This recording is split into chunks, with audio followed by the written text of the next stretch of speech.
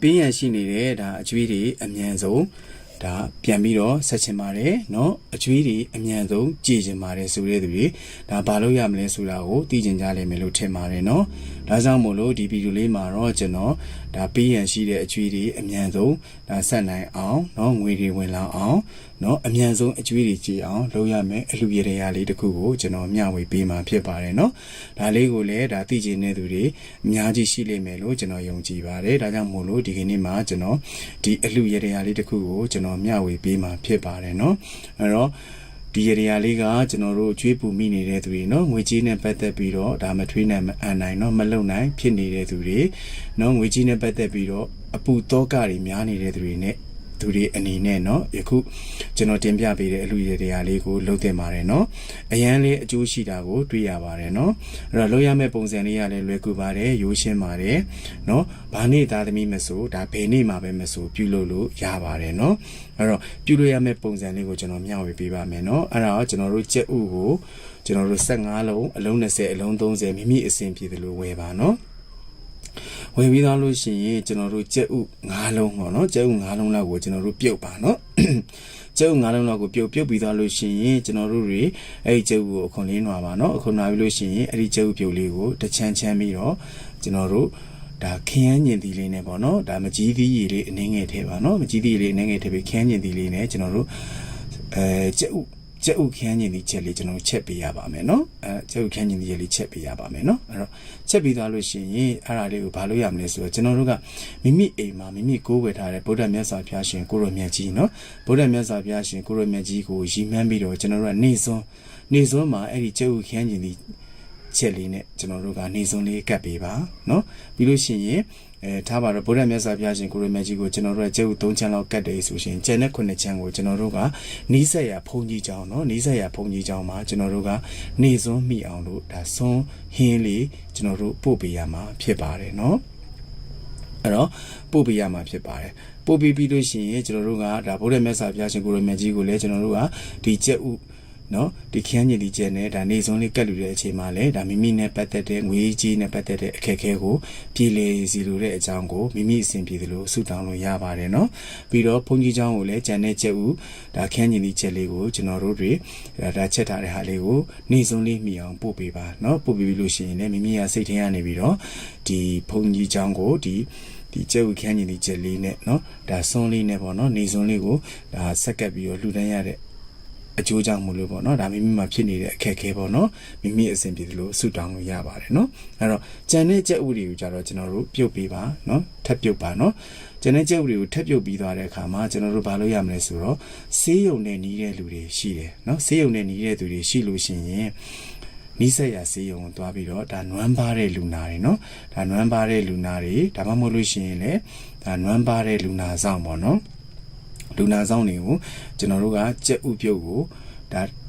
တအူးကို2လုံးเนาะဒါမှမဟုတ်လို့ရှိရင်3လုံးစီခံပေါ့เนาะကျွန်တော်တို့လှူပေးရမှာဖြစ်ပါတယ်เนาะလှူပေးရမှာဖြစ်ပါတယ်တကယ်လို့မှမိမိအနီးနားမှာဆေးရုံမရှိဘူးဆိုလို့ရှိရင်လည်းမိမိပတ်ဝန်းကျင်เนาะမိမိပတ်ဝန်းကျင်မှာမိမိနေထိုင်တဲ့ရပ်ကွက်ထဲမှာမိမိနေထိုင်တဲ့လမ်းထဲမှာဒါနွမ်းပါတဲ့သူတွေเนาะနွမ်းပါတဲ့သူတွေကိုဒါစောစောဆေးရုံ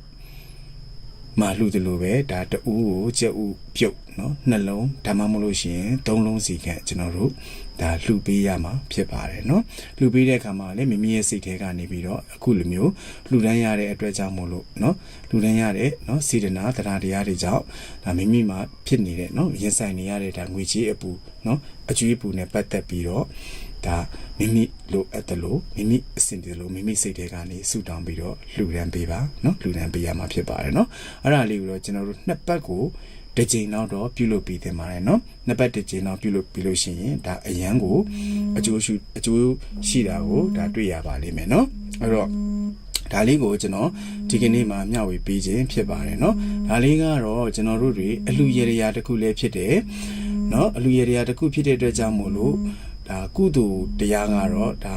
ထွေထူးပြောနေစရာမလိုပါဘူးเนาะ အဲ့တော့ဒါလေးကိုကျွန်တော်ရဲ့ channel ထဲမှာရှိနေတဲ့မိတ်ဆွေတွေနဲ့ကျွန်တော်ရဲ့ယခုဗီဒီယိုလေးကိုကြည့်နေကြတဲ့မိတ်ဆွေတို့အနေနဲ့ဒါလုပ်ဖို့အတွက်လည်းကျွန်တော်တိုက်တွန်းချင်ပါတယ်နှိုးဆော်ချင်ပါတယ်เนาะပြီးတော့အကုန်ကြလည်းအရင်မများပါဘူးနောက်တစ်ခုကကျတော့ဗာလဲဆိုတော့အလူရတရားလေးဖြစ်တယ်เนาะပြီးတော့ဗုဒ္ဓမြတ်စွာဘုရားရှင်ကိုရောမြတ်ကြီးကိုစွန်းနဲ့ဒါစွန်းဟင်းကတ်တဲ့အလူရတရားလေးဖြစ်တယ်လို့เนาะကျွန်တော်တို့နှီးဆက်ရမိမိရဲ့ရက်ွက်မိမိကြောင့်မိမိရဲ့ဒါလမ်းပေါ့နော်မိမိအနီးနားမှာရှိတဲ့ဘုန်းကြီးကျောင်းကတန်ဃာတော်တွေကိုဒါစွန်းဟင်းအနေနဲ့စက်ကပ်လူရန်ရတဲ့အကျိုးပေါ့နော်နောက်ပြီးတော့ကြတော့ကျွန်တော်တို့မရှိနွမ်းပါတဲ့သူတွေကိုလည်းနော်အာဟာရဒါနပြုရတဲ့အကျိုးပေါ့နော်ဆေးရုံမှာဆိုလို့ရှိရင်လည်းကျွန်တော်တို့လူနာတွေနောက်ပြီးတော့ကြတော့ကျွန်တော်တို့ဒါလူနာဆောင်တွေပေါ့နော်နွမ်းပါတဲ့လူနာဆောင်တွေကိုဒါအာဟာရဒါနပြုရတဲ့ကုသိုလ်တရားလည်းဖြစ်ပါတယ်နော်ဒါအရန်ကိုမှအကျိုးထူတာကိုတွေ့ရပါလိမ့်မယ်နော်အဲ့တော့ဒီလိုချင်းအပြင်ဒါမိတ်ဆွေတို့အနေနဲ့ဒါပေးရန်ရှိနေတဲ့အကျွေးတွေဒါအများဆုံးကြည်လာပါလိမ့်မယ်เนาะအကျွေးတွေဆက်နိုင်မှုအတွက်လည်းဒါငွေတွေဝင်လာပါလိမ့်မယ်เนาะအလုပ်ကတော့မိမိရဲ့လုပ်နေတဲ့လုပ်ငန်းတွေလည်းဒါလက်လာပါတွေဒါရွှေ့နှမ်းလာမယ်ဒူးတက်လာမယ်เนาะမိမိမျှော်လင့်ထားသလိုပဲเนาะငွေတွေဝင်လာလိမ့်မယ်เนาะပြီးတော့ဈေးရောက်နေတဲ့သူတွေဆိုလို့ရှိရင်လည်းဒါအယောင်းဝယ်တွေကောင်းလာလိမ့်မယ်เนาะဝန်ထမ်းတွေเนาะလကစားတွေဆိုလို့ရှိရင်လည်းဒါလကစားဘယ်လိုပြောမလဲလက်စာတိုးတက်လာတာမျိုးတွေเนาะဒါဝင်ငွေတိုးတက်လာတာမျိုးတွေကြုံရပါလိမ့်မယ်เนาะပြီးတော့ကြတော့ကျွန်တော်တို့တွေဒါမိမိလုပ်နေတဲ့အလုပ်ကနေပြီးတော့လက်တွေပွင့်ပြီးတော့เนาะဒါငွေတွေပေါ့เนาะငွေတွေမိမိစီကိုဝင်လာပါလိမ့်မယ်လို့ကျွန်တော်ယုံကြည်ပါတယ်เนาะအဲ့တော့လုပ်ရမယ့်နည်းနဲ့လည်းအရန်ကိုလွယ်ကူပါတယ်เนาะရေရရာဆိုတာတက်ကိုအလူဒါနတစ်ခုလိုပဲသတ်မှတ်ပါအလူဒါနတစ်ခုဖြစ်တဲ့အတွက်ကြောင့်မို့လို့เนาะမိမိရဲ့တရားထက်တန်ရင်ထက်တန်သလောက်မိမိကိုအကျိုးပေးမှာဖြစ်ပါတယ်เนาะဘယ်နေ့သာမဆိုဒါဘယ်နေ့မှဖြစ်လုပ်လို့ရပါတယ်နှစ်ပတ်ကိုတစ်ချိန်တော့ကျွန်တော်တို့လုပ်ပေးပါเนาะအဲ့တော့နေစွန်းပေါ့เนาะဗုဒ္ဓမြတ်စွာဘုရားရှင်ကိုလိုပဲကြီးကိုနေစွန်းကပ်ပေးပါပြီးတော့ဘုန်းကြီးကျောင်းဆိုလို့ရှိရင်လည်းကျွန်တော်တို့နေစွန်းလေးအမိပေါ့เนาะအမိကျွန်တော်တို့စွန်းချိုင်းလေးပို့ပေးပါပေါ့เนาะအဲ့တော့စေယုံတို့ဒါရက်ွက်စေယုံတို့မှာရှိတဲ့လူနာတွေနွမ်းပါတဲ့လူနာတွေလူနာဆောင်တွေတော့ရက်ွက်ထဲမှာရှိတဲ့နွမ်းပါတဲ့သူတွေကိုဒါနပြုတာကတော့ဒါအဆင်ပြေတဲ့အချိန်လို့ရပါတယ်เนาะညနေပိုင်းမှာမိမိအားတယ်ဆိုရှင်လည်းညနေပိုင်းလောက်လေးမှာဒါလုတ်ဆောင်လို့ရပါတယ်เนาะဒီကနေ့မှာတော့ကျွန်တော်ဒါလေးကိုမျှဝေပေးပါတယ်အဲ့တော့ကျွန်တော်ရဲ့ဗီဒီယိုလေးကိုကြည့်နေကြတဲ့မိတ်ဆွေများအပေါင်းเนาะကျွန်တော်ရဲ့ channel ထဲမှာရှိနေကြတဲ့မိတ်ဆွေများအပေါင်းတို့လည်းเนาะယခုဒီအလူရတရားလေးကိုဆောင်ရွက်ပြီးတော့ဒါမိတ်ဆွေတို့လက်လာပါတွေပွင့်လန်းကြပါစေเนาะပြီးရန်ရှိနေတဲ့အကျွေးတွေဒါအမြန်ဆုံးဆက်နိုင်ကြပါစေเนาะအကျွေးတွေလည်းဆက်နိုင်တော့အောင်ငွေတွေလည်းဝင်လာကြပါစေเนาะအမြန်ဆုံးအကျွေးတွေကြည်ကြပါစေเนาะငွေကြေးရဲ့အပူတောကတွေဒုက္ခတွေเนาะပိတ်လာမှုတွေမွန်းကျက်မှုတွေเนาะရုံးမနိုင်ထွက်မနိုင်ဖြစ်နေတဲ့အခြေအနေတွေကနေပြီးတော့လွတ်မြောက်ကြပါစေเนาะငွေကြေးလွတ်လပ်ခွင့်တွေရပြီလို့ရှိရင်